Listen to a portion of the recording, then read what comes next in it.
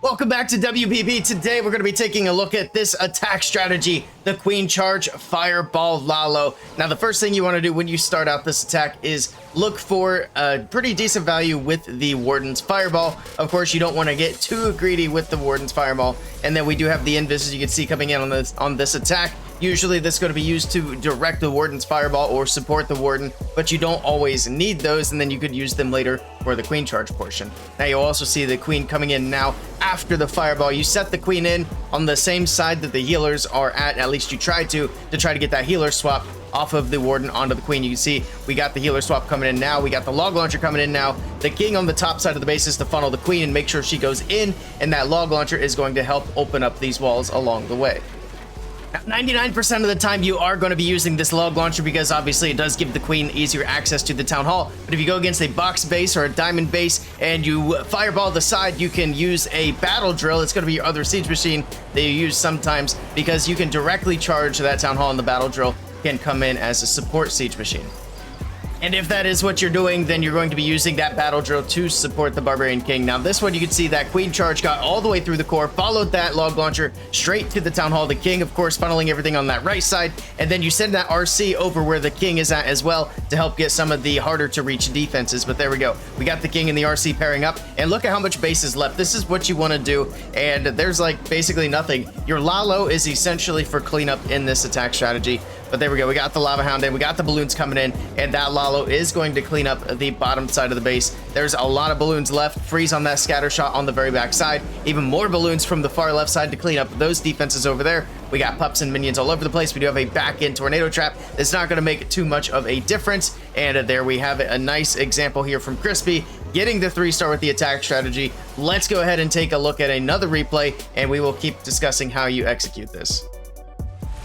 All right, moving on to the next example. We got the Warden Walk on that left side. By the way, if you want to run this attack strategy, the ideal hero equipment is going to be for the Barbarian King, you want the Rage and the Giant Gauntlet. And for the Queen, you do want the Frozen Arrow with the Invis Vial. For the Warden, obviously, the Fireball and the Rage is ideal. And then for the Royal Champion, you want the Haste and the Hog Riders. Now, on this attack, we do still have the Warden clearing out this left side. It is going to be a fairly long Warden Walk here to try to get all the value that he's looking for. The X-Bow will eventually go down, and then he's going to try to work all the way through the Ricochet Cannon here as well. Also, if you guys want to give this a try, the Army link is down in the description below, so you can go down there, grab that Army link, and then give this a try for yourself.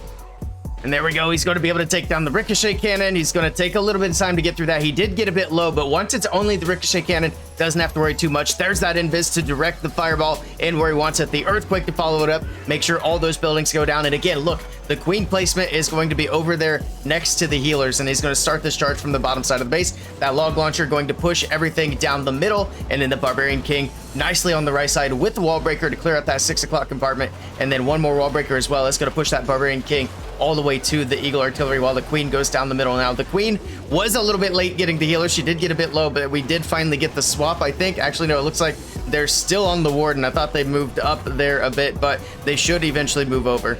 But here we go. We got the charge all the way into the core of the base. Barbarian King pops his ability. Down goes the Eagle, and he's going to clear all that out on that right side perfectly. Another Rage in the core of the base. Just support that Queencharge. Make sure she gets through, gets the Town Hall down. And again, if you look at how much of the base is left, there's not much, and we still have the Royal Champion just now getting into the base. She will have to take on the enemy King, but she's got the Fox, so that's not a problem. Pops her ability, and here we go with that cleanup Lalo from the top right side of the base, just to start clearing out some of these defenses, help support the Royal Champion through the base. And we do still have that Queencharge going through the core. There's that Queen's ability just now going off, and she's going to help support from the inside. The Royal Champion's going to follow up with the balloons around the outside of the base. Then we got pups, we got minions, we still have the Barbarian King alive, and this base is crushed. Another nice example here from Crispy. Last few defenses going down. We got the Wizard Tower on the left side, and there we go. After this point, it's all just a matter of cleanup. We got pups and minions. We got a whole balloon parade still left over, and then there's the 3-star. All right, taking a look at one last example here for this video. We are going to be starting that Warden down at 6 o'clock. He's going to take his time, get this funnel set up,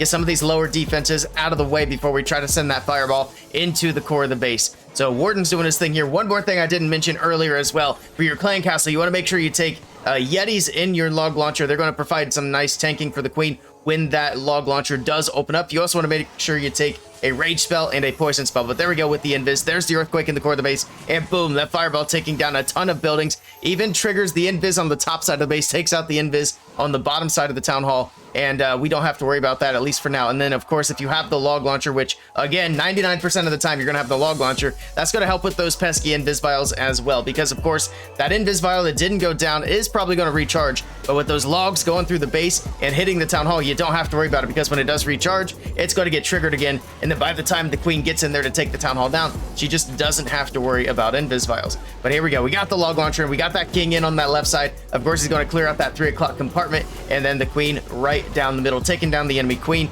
Log launcher opens up to the town hall. Queen does go to the top side a little bit here, but I think this is actually going to work out fine. The log launcher is still going to the core. These Yetis can take the town hall down. The queen can actually stay away from the town hall poison in this case, so that does work out a little bit better. You can see the Yetis coming out. There's the rage spell down. The healers do kind of swap around a bit, so a little unfortunate there, but I think it's still going to work out pretty well here. I don't know what the Yetis are beating on there. Couldn't even tell, but there we go. The Yetis are going to move into the core base. Now we got a little bit of a Yeti walk, but we still have a healer and the unicorn on the queen, so she still does have some healing. Plus, she does still have her ability as well, and that rage spell doing a spectacular job keeping that queen from being forced to her ability. We do have one ice golem running around on defense, but I mean, if you look at the base and look at what is left, he still hasn't deployed his Lalo.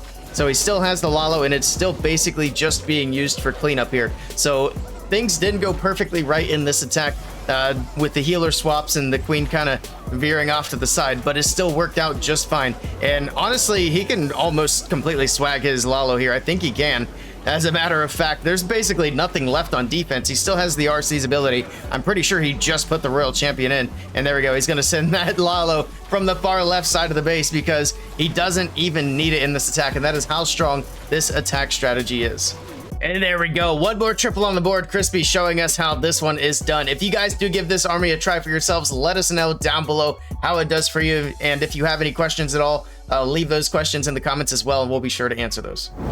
And that is going to be a wrap for this video. I hope you guys enjoyed it, and I hope to see you next time. In the meantime, be sure to check out WBB's socials on the screen.